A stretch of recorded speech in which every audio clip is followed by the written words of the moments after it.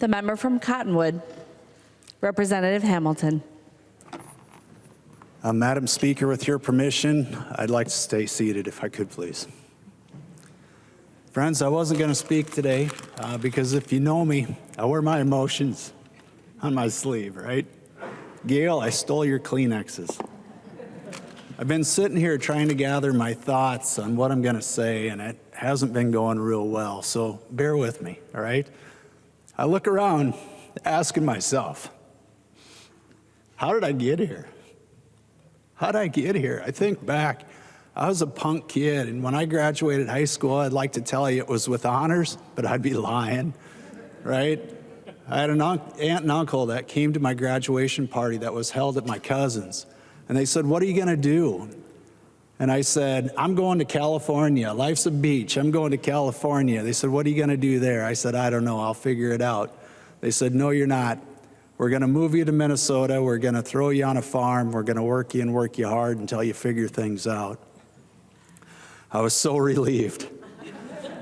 A friend of mine called and said, Rod, do you like raising pigs? I grew up in town, and even though all the interviews that I've done, somehow they mistranslate it and say I grew up on a farm. I did not. I grew up in town. When I was working on my uncle's farm, the friend calls up, says, do you like raising pigs? I said, Jeff, I don't know anything else. Just find me a job. My uncle's going to work me to death. I went in for the job interview. They didn't hire me. It was because of my earring and my mullet. I swear, that's what it was. But the owner of the company said, you know, I know that Hamilton kid, and he's not a bad kid. He just needs a chance. Just give him a chance. That's how I got my start in agriculture. Then in 1992, a couple brothers purchased the farm that I was working on. And they were young. The owner was in his 30s, and he saw something in me that I didn't see in myself. And he wanted me to get involved externally. So I got involved in the pork producers and Farm Bureau. And that's how I really started getting involved in politics. And at roughly that same time, we started growing our family. And we also hired an HR director. This is a true story, and we did self-assessments. And I wrote on my self-assessment that I wanted to be as educated as I could possibly be. And I misspelled educated. I kid you not. And when it was pointed out to me, I was extremely embarrassed. And I took it upon myself right then and there to become as educated as I possibly could be. And I read, and I read. I read the bills. I make sure that I am prepared for the debates that we have here on the House floor, right? I've always been trying to prove to myself, you know, whether or not I was worthy. And it's taken a long time to recognize that. You know, when I was diagnosed with multiple sclerosis, I fell into deep depression. I was about 25, 26 years old. Lene and I, we just purchased our first house for $28,000. We didn't have a lot of money. We couldn't afford enough furniture to fill the house. And my son, who was 3 years old at the time, it didn't bother he or I because we turned the living room into our football field. And we played football for hours. And he would score a touchdown, spike the ball, jump on my chest, and, you know, taunt me, in your face, Daddy, right? Well, there was a time I was suffering a bout with MS, and I was tired and hurting. And he runs in for a touchdown, and I fall on my back, and I'm just like, ugh. He jumps on my chest, takes his little hands and grabs my cheeks, and he says, never give up, Daddy. Never give up.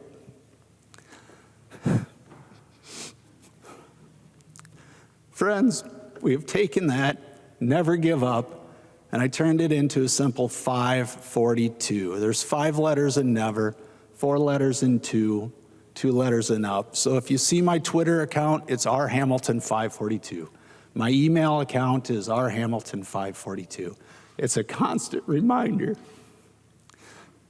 to never give up, right? Because of my upbringing, I believe that I've had a little bit of chip on my shoulder.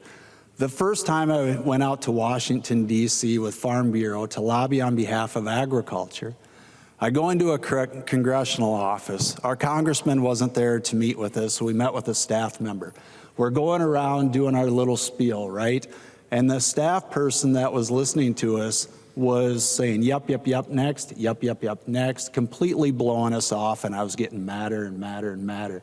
It gets to me, and I do my spiel, and he says, yep, next, and I said, wait a minute. I said, I traveled thousands of miles to be heard, right? I expect to be heard. This is important to us. He says, you are heard. Next. I said, wait a minute. If I was heard, what'd I say? And he goes, well, you said, and his eyes started watering, his lips started quivering, he had no clue. He said, all of you out of my office. And I'm thinking, it's not your office, it's the people's office. If you think I was disrespectful, I will leave. But you better listen to the others. I walk out in the hallway and thought, oh my goodness, what did I do? I share that with you because when individuals came to meet me after I was elected, I treated everybody with respect and dignity, even when we disagreed. It's not my office, it's the office that I occupy. It's not my district, it's the district that I serve. And so even when we disagreed, I made sure we treated everybody with respect and dignity. And the staff that I've worked with are phenomenal. They've heard that story, and they too treated everybody with respect and with dignity. When Governor Pawlenty invited us as legislators to the governor's mansion, it was a cross-section of legislators, right? And it was House and Senate. It was Democrats, Republicans, young and old, if you will, seasoned and new. I was there, and again, showed a little bit of,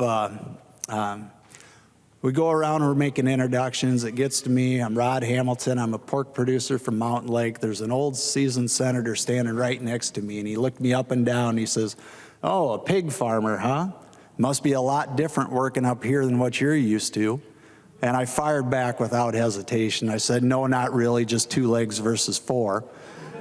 So as soon as I said it, I thought, oh no, there I go again, my mouth getting me in trouble. And thankfully, our colleague, Steve Simon, was right across. He was a freshman with me as well. And to break the ice, he started laughing. He said, I don't know why Hamilton was looking at me, the only Jewish person in the room, you know, when he was talking about pork production. Everybody laughed, and Steve saved me from myself. And again, so I've had those moments when my mouth got ahead of me. And I just want everybody to know that if I was disrespectful, a sincere apology. And I hope and I pray that I've treated everybody with respect and with dignity. You know, relationships around here are so important. You think about it, since we were elected, Madam Speaker and Leon and, Representative Lilly and others, we've been in the majority, minority, the majority, the minority, the majority, and back in the minority. In 9 terms, we changed 6 times. So think about that. And because of those relationships that we've built, I've been able to get things accomplished when I was in the minority, like when I was in the majority. It's absolutely imperative that we reach across the party lines. You know what? Look around us. Every single one of us, we're good people, beautiful, beautiful people, simply standing up for what we believe in. And when we get those fights going on and stuff like that, it does break my heart because, again, you're good people, right? I've had members here in the metro area invite me out to their area to go out for dinner and stuff. Please do that.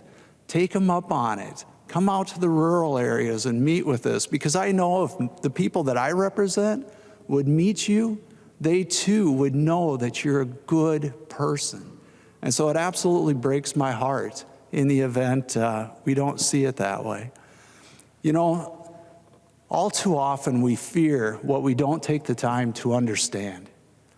Whether it's the color of our skin, the languages we speak, the way we dress, the way we choose to worship, the positions we hold.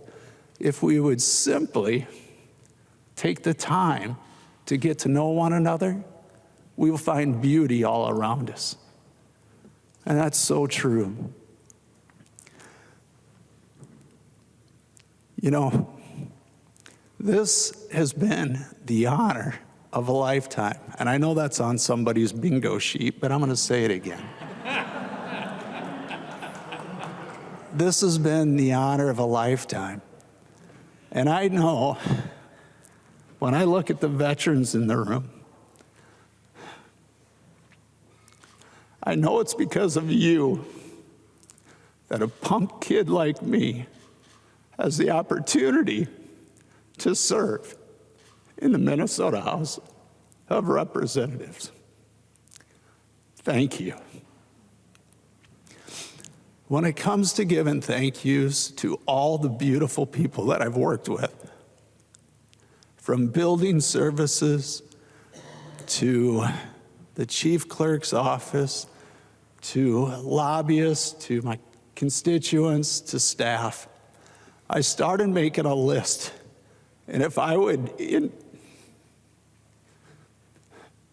individually go through it, we would be here forever. So I'm simply going to say this. If you do not know, or if I didn't make it clear how much you meant to me, I simply say I'm sorry, because I failed us both. Because you've been remarkable, the help that you've given me. So I'm going to say it this way. I love you all so much that I want to say that again. I love you all. Thank you. God bless.